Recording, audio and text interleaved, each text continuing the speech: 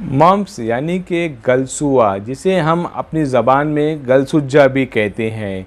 ये बीमारी एक वायरल बीमारी है, यानी कि ये एक वायरस के ज़रिए होने वाली बीमारी है। इसमें एक वायरस पाया जाता है जिसे हम मम्प्स वायरस भी कहते हैं।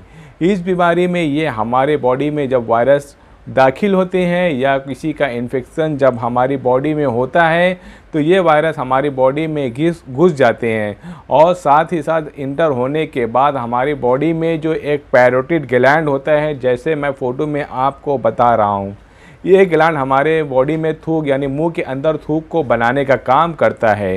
इस ग्लैंड में इन्फ्लामेशन हो जाता है, वहाँ पे इन्फेक्शन बहुत तेज़ी से होने लगता है, जिसकी वजह से हमारे बॉडी में जो कान है, कान के नीचे जबड़े के ऊपर बहुत ज़्यादा स्वेलिंग आने लगती है। ये बीमारी जो ज़्यादातर देखने को मिलती है बच्चों में पाई जाती है और कभी कभी बड़ों में भी देखने को मिलती है। इस बीमारी को मेडिकल में मम्प्स कहते हैं या फिर आम ज़बान में गलसुआ भी कहते हैं।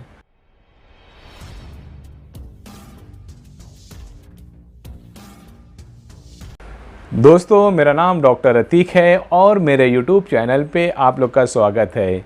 मम्प्स यानी कि जब मम्प्स वायरस हमारी बॉडी में इंटर हो जाते हैं या किसी दूसरे के ज़रिए हमारी बॉडी में या हमारे बच्चे की बॉडी में अगर इसके वायरस दाखिल हो गए हैं, तो 1 से 2 हफ्ते के बाद ये हमारी बॉडी में सिम्टम्स यानी कि अलामात दिखने लगते हैं। कुछ ऐसे सिम्टम्स मैं आपको बता रहा हूँ, अगर वो सिम्टम्स आपके बच्चे में देखने को मिल रहा है तो आप फौरी तौर पर अपने करीबी डॉक्टर के पास जाइए और इसका इलाज ज़रूर कराइए। सबसे पहले इसमें जो निशानी मिलती है, बच्चे को बहुत ज़्यादा बुखार देखने को मिलता है। बुखार हाई ग्रेड फीवर होगा, यानी कि 101 102 तक बुखार जाता है। उसके बाद कान के नीचे, यानी कि ये जहाँ पर मैं हाथ रखूँ, कान के नीचे और जबड़े पर, जहाँ पे फ़ोटो में मैं आपको दिखा रहा हूँ, जहाँ पैरोटिड ग्लैंड होता है, वहाँ पे बच्चे को दर्द की शिकायत बताएगा और बच्चा कभी कभी इतना कंफ्यूज होता है दर्द में कि बच्चा कान में या फिर दांत में दर्द बताता है। सर्दी और बदन में दर्द की भी शिकायत होती है, साथ में खांसने में और या फिर निगलने में या बात करने में बच्चे को बहुत ज़्यादा तकलीफ़ होती है। ये ग्लैंड जो होते हैं हमारी बॉडी में दोनों तरफ होते हैं, यानी सीधे और उल्टे हाथ की तरफ दोनों तरफ पाए जाते हैं। हो सकता है बच्चे को एक तरफ कभी गलसुआ यानी मम्प्स हो या कभी दूसरी तरफ हो सकता है, लेकिन कभी कभी ऐसा होता है दोनों एक साइड में, दोनों साइड एक साथ इन्फ्लामेशन होते हैं, या फिर कभी कभी ऐसा देखने को मिलता है कि इन्फ्लामेशन एक तरफ हुआ हो और डॉक्टर के पास से आप मेडिसिन ले रहे हैं, उसके 2-3 दिन के बाद दूसरी तरफ भी इन्फ्लामेशन हो सकता है। ये जितनी निशानियां मैंने आपको बताया है, ये सब मम्प्स में होने वाली निशानियां हैं।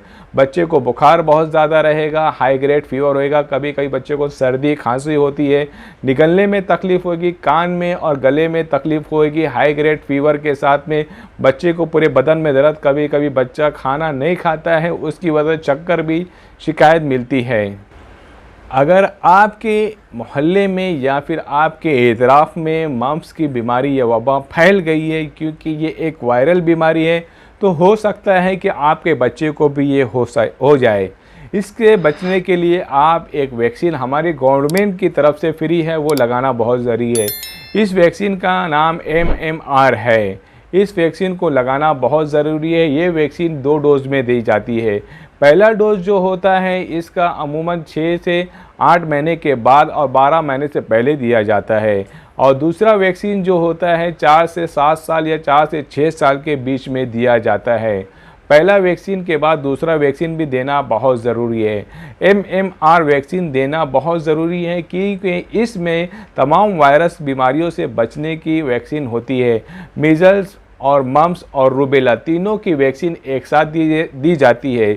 इस वैक्सीन को आप ज़रूर लगवाएं, क्योंकि मीज़ल्स और मम्प्स और रूबेला इतनी बुरी बीमारी है कि जब ये हमारे शहर और मोहल्ले में फैलती है तो पूरे पूरे मोहल्ले में सब बच्चों को अपनी झपट में घेर लेती है। इसलिए मेरा ऐसा मशवरा है कि आप अपने बच्चों को ये वैक्सीन ज़रूर लगाइए। इससे बचने के लिए आप अपने जिस बच्चे को हुआ है उसको आप गर्म पानी का गरारा करने को दें, साथ में ऐसी ताकत वाली चीज़ और फ्लूइड खिलाएं। उसको स्कूल बिल्कुल ना भेजें। अगर सर्दी खांसी है तो उसका इलाज ज़रूर कराएं।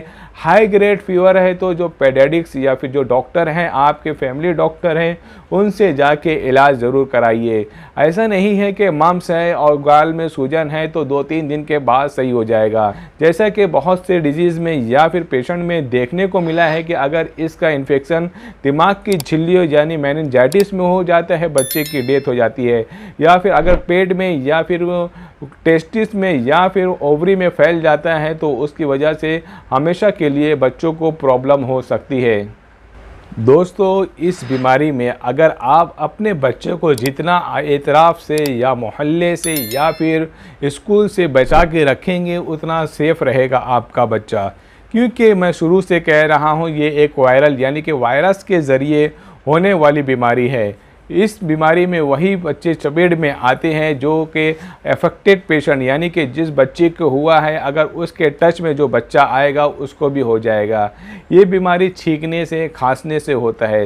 ज़्यादातर स्कूलों में या फिर मार्केट में या जॉइंट फैमिली में जब जो बच्चे होते हैं उनको अगर किसी एक को हुआ है तो बच्चे साथ में खेलने की वजह से या छींकने और खांसने की वजह से या टच करने की वजह से या फिर पानी की बोतल या खाने की प्लेट या दूसरी चीज़ शेयर करने की वजह से या रुमाल और हैंकी शेयर करने की वजह से दूसरे बच्चों में ये ट्रांसफ़र हो जाती है। इसीलिए ऐसा कहा जाता है कि अगर जो बच्चे को ये बीमारी हो गई है तो आप उसे 3 से 5 दिन अलग जगह पे रखें और बच्चों से दूर रखें, तो इससे दूसरे बच्चे में होने के चांसेस बहुत कम हो जाते हैं। दोस्तों, अब मैं बात करता हूँ इसका होम्योपैथिक में इलाज क्या है। जो सबसे पहले और बेहतर दवा मानी जाती है प्रिवेंशन मेडिसिन के लिए, यानी कि अगर आप इसका इस्तेमाल कर लें तो आपके बच्चे को बहुत ज़्यादा चांसेस है कि ये बीमारी ना हो। उस दवे का नाम है पैरोटिडाइनम, यानी कि इस दवे को आप 200 पावर में लेना है, जैसे कि मैं आपको फ़ोटो में दिखा रहा हूँ और नीचे नाम भी लिख रहा हूँ। ये बहुत रेयर मेडिसिन है, जल्दी इसका इस्तेमाल नहीं की जाती है क्योंकि ये दवा बहुत ज़्यादा इस्तेमाल नहीं होती है, इसलिए आपको ये बहुत कम मिलने के चांसेस हैं या फिर आपको ऑनलाइन भी मिल सकती है। इस दवे को आप 200 पावर में मंगाइए और साथ ही 1 चम्मच पानी लीजिए और उसमें 2 बूंद सुबह बच्चे को डाल के पिला दीजिए। 1 चम्मच पानी में 2 बूंद डाल के उस बच्चे को पिला दीजिए। या फिर अगर बच्चा आपका बड़ा है, 5 से 7 साल का है, तो 2 कतरा उस बच्चे को सुबह सुबह नाश्ते से पहले उसके ज़ुबान पर डाल दीजिए। 1 दिन कीजिए, फिर दूसरे दिन कीजिए, फिर तीसरे दिन कीजिए। इस दवे को 3 दिन दे के रोक देना है। इसका असर आपको 20 से 25 दिन तक रहेगा। 25 दिन के बाद अगर आपको ऐसा लगता है कि ये बीमारी अभी तक हमारे मोहल्ले में और स्कूलों में पाई जा रही है, बच्चों को ये बीमारी हो रही है, तो आप 25 दिन के बाद फिर 3 दिन इस दवे को दे सकते हैं।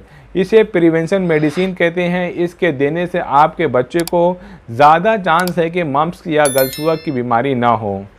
अगर आपके बच्चे को ये बीमारी हो गई है, यानी गालसुआ हो गया है, गलसुज्जा हो गया है, मम्प्स की बीमारी हो गई है, जैसा कि मैं आपको फ़ोटो में दिखा रहा हूँ, दोस्तों यकीन मानिए इसमें बच्चे को बहुत ज़्यादा तकलीफ़ होती है। हाई ग्रेड फीवर होता है, चेहरा बिल्कुल लाल हो जाता है, बच्चे को इतना ज़्यादा दर्द होता है कि बच्चा बर्दाश्त नहीं करता कि कोई उससे बात करे, बच्चा दर्द से रोने लगता है। ऐसी सूरत में होम्योपैथिक में एक दवा आती है बेलाडोना। बेलाडोना को आप 30 पावर में इस्तेमाल करना है।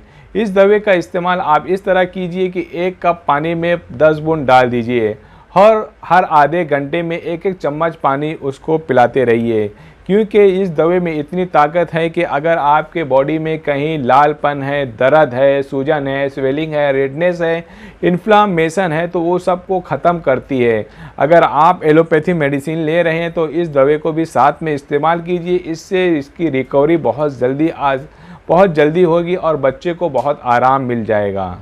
दोस्तों, इस वीडियो को देखने के लिए और ज़्यादा इसी तरह की इन्फॉर्मेशन जानने के लिए आप मेरे YouTube चैनल को ज़रूर लाइक करिए और सब्सक्राइब ज़रूर करिएगा।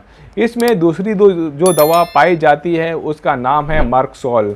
आपको इस दवे में जो है मर्कसोल को 30 में इस्तेमाल करना है। 30 में इस दवा को लेकर आइए। अगर आपके बच्चे को निकलने में बहुत तकलीफ़ हो रही है, मुंह से लाल बहुत ज़्यादा बह रहा है, मुंह से बदबू आ रही है, हाई ग्रेड फीवर है, बच्चे को पेट में दर्द भी है, मुंह में छाले और ज़ख्म भी आ गए हैं, इन्फ्लामेशन बहुत तेज़ी से बढ़ता जा रहा है, तो इसके साथ में आप मर्क सॉल्ट का भी इस्तेमाल कर सकते हैं। आपको इसी तरह इस्तेमाल करना है। अगर बड़ा आदमी कोई है या फिर कोई बड़े आदमी को देना है तो 5 बूंद डायरेक्ट ज़ुबान पे ये दवा डालना है। अगर छोटे बच्चे को देना है तो आप 1 कप पानी लीजिए, उसमें 10 बूंद इस दवे को डाल दीजिए और 1-1 चम्मच पानी दिन में 2 से 3 बार 1-1 घंटे पे दे दीजिए। या फिर एक काम ऐसा करिए, आप 1 कप पानी में बेलाडोना बना लीजिए और 1 कप पानी में मर्क बना लीजिए और एक बार आप बेलाडोना दे दीजिए 1 चम्मच और दूसरी बार मर्क आधे घंटे के बाद दीजिए। 1-1 2-2 घंटे के बाद दोनों दवा देते रहिए। इससे धीरे धीरे आपके बच्चे में जो ग्लैंड्स बढ़ गए हैं या स्वेलिंग आ गई है वो काफ़ी आराम हो जाएगा और उसमें पेन कम हो जाएगा। दोस्तों, मेरी इसी तरह की वीडियो को देखने के लिए और होम्योपैथिक इलाज जानने के लिए आप मेरे यूट्यूब चैनल को लाइक करिए और सब्सक्राइब ज़रूर